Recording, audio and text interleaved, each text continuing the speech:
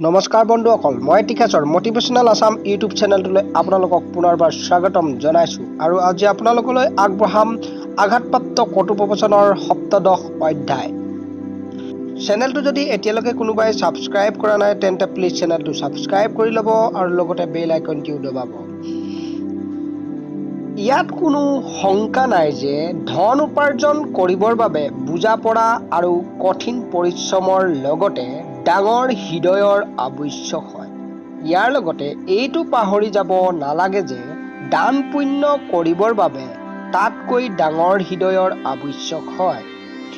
যদি আপুনি শান্তিময় ধৰণে জীয়াই থাকিব বিচাৰে তেতিয়াহ'লে কামৰ সময়ত কেৱল কাম কৰক আৰু যেতিয়া কাম নকৰে তেতিয়া আৰাম কৰক।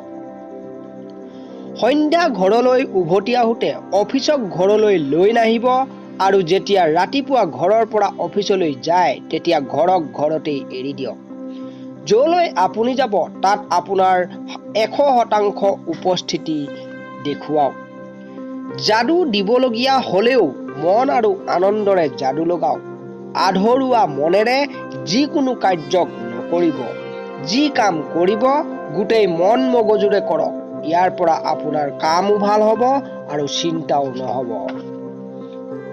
আজি সমাজত আপোনাৰ যি প্ৰতিষ্ঠা আছে, মান সন্মান আছে বা আজি আপুনি সফলতাপূৰ্বক যি কাম কৰি প্ৰতিষ্ঠা পাইছে, এইটো নাপাহৰিব যে আপোনাৰ এই সকলো যোগ্যতা, উপলব্ধি আৰু প্ৰতিষ্ঠাৰ মূলত আপোনাৰ মা দেউতাৰ বহুত ডাঙৰ যোগদান আছে।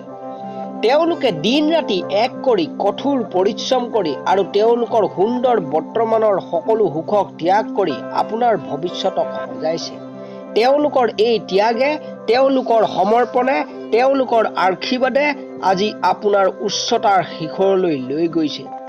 আপুনি লাগিলে সংসাৰত সকলোতকৈ ডাঙৰ ধনৱান হৈ গ'লেও কিন্তু মনত ৰাখিব যে আপুনি আপোনাৰ মা দেউতাৰ ঋণক কেতিয়াও পৰিশোধ কৰিব নোৱাৰে। সেইটো ঋণ যিটো তেওঁলোকে দিন ৰাতি কঠোৰ পৰিশ্ৰম কৰি নিজৰ সুখক ত্যাগ কৰি নিজৰ যোগ্যতা, ভাল সংস্কাৰ আৰু সৎগুণৰ ৰূপত আপোনাক দিছে।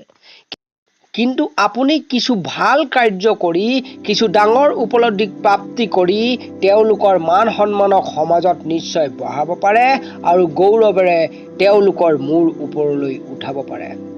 তো ধন্যবাদ থাকিল আঘাতপ্ৰাপ্ত কটুপ্ৰবচনৰ সপ্তদশ অধ্যায়টো আপোনালোকে শেষলৈকে মনোযোগেৰে শুনাৰ বাবে। আৰু যদি ভিডিঅ'টো ভাল লাগিলে লাইক কৰিব, শ্বেয়াৰ কৰিব আৰু কিবা ভুল ত্ৰুটি ৰৈ গ'লে কমেণ্ট কৰি জনাব বুলি আশা কৰিলোঁ। ধন্যবাদ।